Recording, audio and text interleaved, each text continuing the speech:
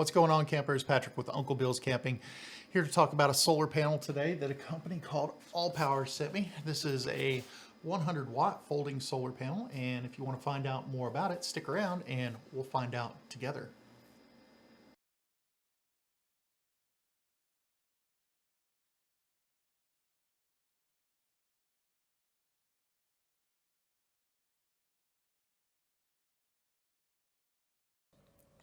Okay, campers, so today what we're going to be talking about is this 100-watt solar panel from Allpowers.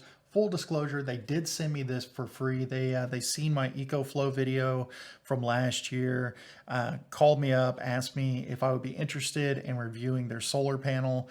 I told them, I have no problem with that, but that I wasn't going to basically shill for them. If they wanted to send it to me, I'll do a review, and then I'm just going to put the results out there, whatever they may be. So just know that on the front end, I did get this for free. I'm not getting paid for it. So the results are what the results are. But with all that being said, let's go ahead, jump into it. So let's spin this thing around here and we'll open it up, have a look inside, and we'll open that flap there. And here's our panel. It's kind of a two-panel setup.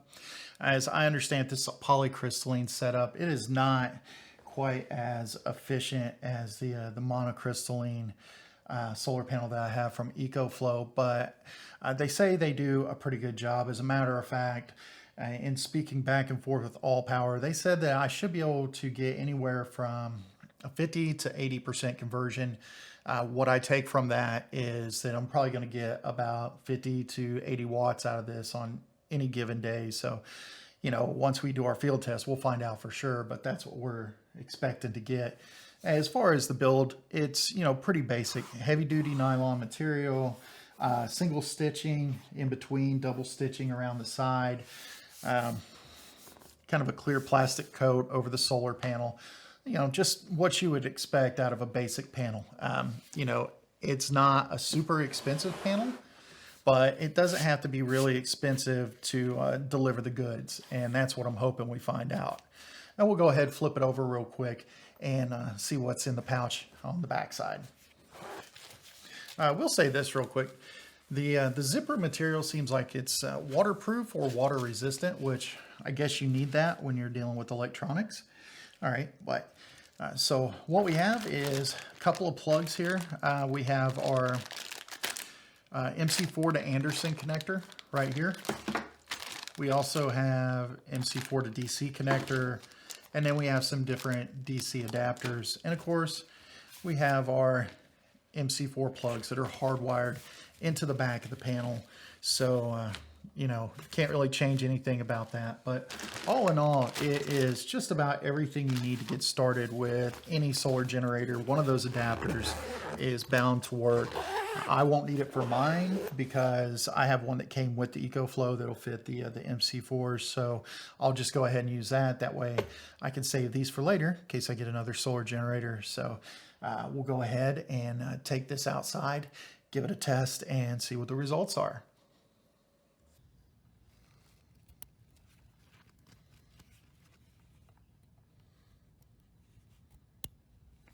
Go ahead and put down our charger.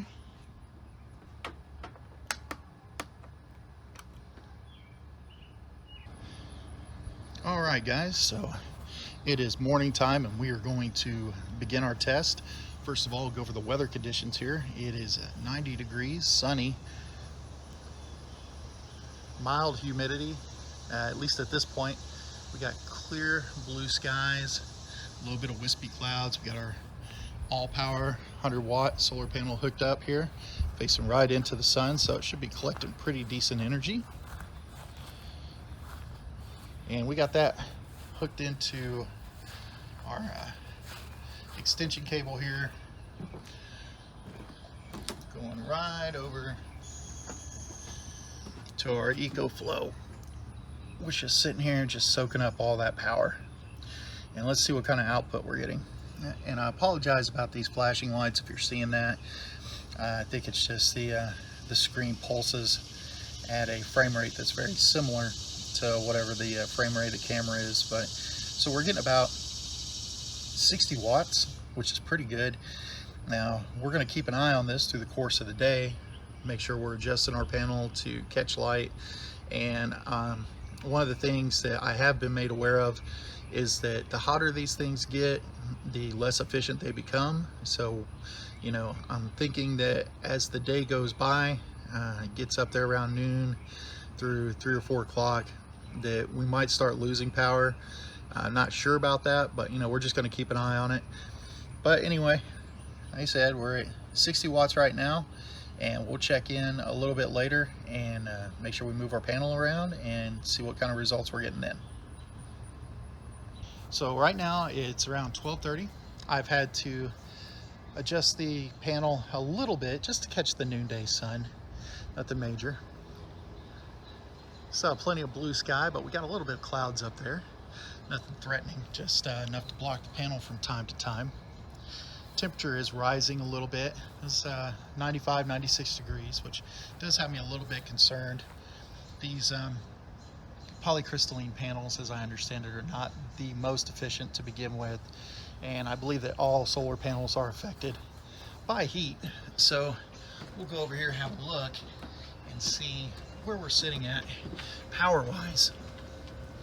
So right now, we're sitting at 60 watts, which is pretty good. Not much has changed. Of course, that goes up and down depending on the cloud cover, and that's one thing I like about these power stations, especially the EcoFlows. The readout tells you just about everything you need to know. You can see how much power is coming in, and if you got something plugged in, you can see what's going out, your charge rates, and estimated time of charging based on what kind of power you got coming in. But you know, it's all right there at your fingertips, so pretty cool. But we'll check back here in just a couple of hours and, you know, adjust the panel, all that jazz, and see how well we're doing. All right, so the time is now 3:45, and we've had to move the solar panel around to adjust for the sun's position. It is about 100 degrees out here, but not very humid, thankfully. We got clear skies, so no problems there. I'm a little bit worried that the heat is going to be taking its toll on the panel, though. We're going to go over here and check the power station, see what kind of watts we're getting.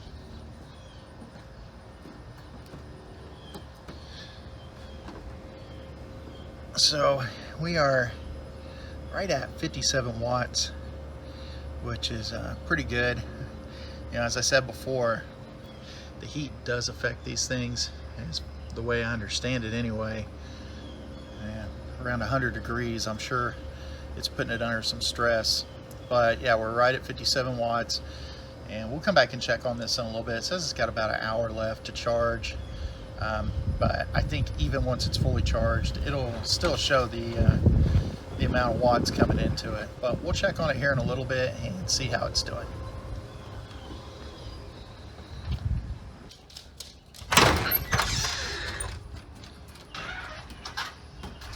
All right, so it's pushing 6 o'clock now. And as you can see, the shadows are starting to get a little long out here with the evening sun. Still have clear skies, nothing up there to block the panel.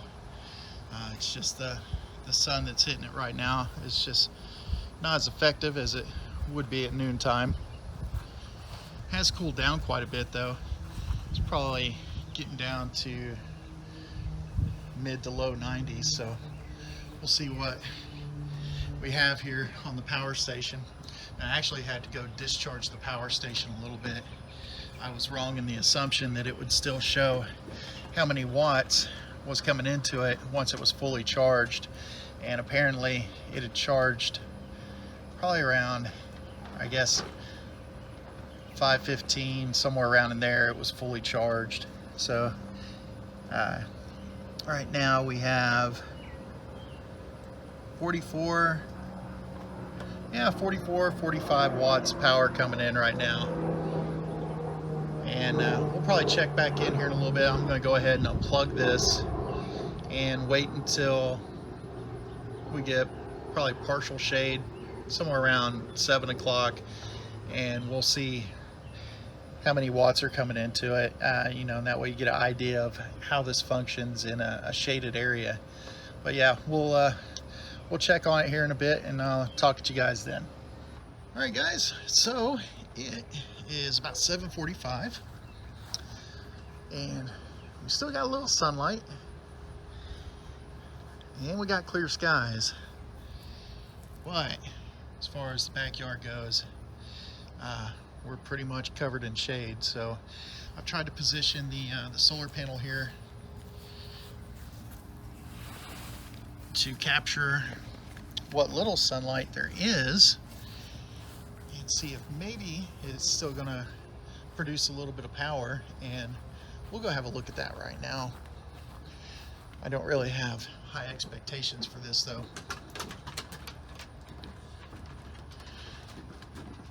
And yep, so it is not enough to register any kind of input on the EcoFlow. So, you know, there you have it.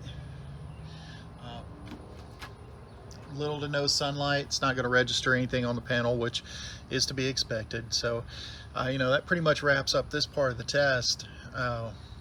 We'll go ahead, finish up this video on the inside, and I'll give you my final thoughts on this panel. So before we talk about this panel, let's talk about solar panels in general. You have basically three types of panels. You have the monocrystalline, the polycrystalline, and the film. And the way I understand it, film is no good, so we're not even going to talk about it.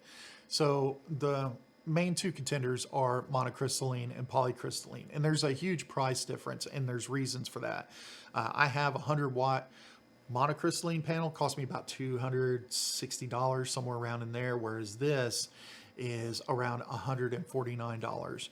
And the reason for that is because really two things. One, the polycrystalline is not as efficient as a monocrystalline panel. I think it's about 5% less, somewhere around in there. The other reason is it does not hold up to heat as well as a monocrystalline panel. And that's where we kind of run into problems with testing on this.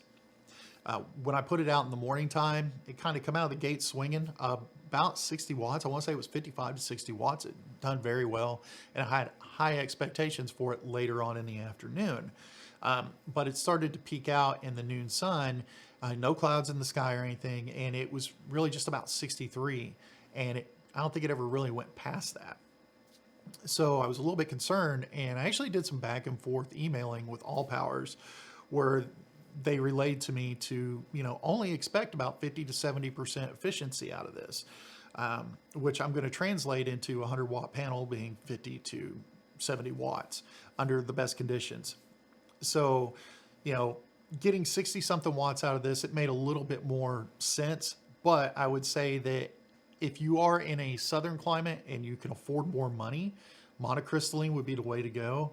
I would say that if you are, you know, in a cooler climate with good sunlight, you will have no problem with polycrystalline. You're probably going to get much more efficiency out of it. Probably going to get somewhere to the tune of 70 to 75 under really good conditions. But with all that being said, that's the information I gathered from this. Is it a good panel for the money? I think so. If you live in a very warm climate, though, I would definitely say, you know, save your money if you can. Get a monocrystalline, you'll get better use out of it. But altogether, this is still a really good panel for $140. And as you've seen, it did charge my power station in just under 9 hours. It, you know, for all of its limitations as far as how many watts it was getting, it was still very steady, and it did charge the station up, like I said, in about 9 hours. So it's not a bad panel. Is it efficient as I would want it to be? No, but that might be my my own naiveness about solar panels, expecting, a 100-watt panel to give you 100 watts of power. And I guess that's just not the way it is. But with all that being said, I hope I didn't confuse you too much with me rambling on about these results. It is what it is. Those are the results that I got. And I hope that information helps you make a better purchase for yourself and your family when you decide to go camping, if you're going to get a solar panel and a solar generator. So with all that being said, my name is Patrick with Uncle Bill's Camping. Thank you for stopping by to look at my video, and I will see you fine people the next time around.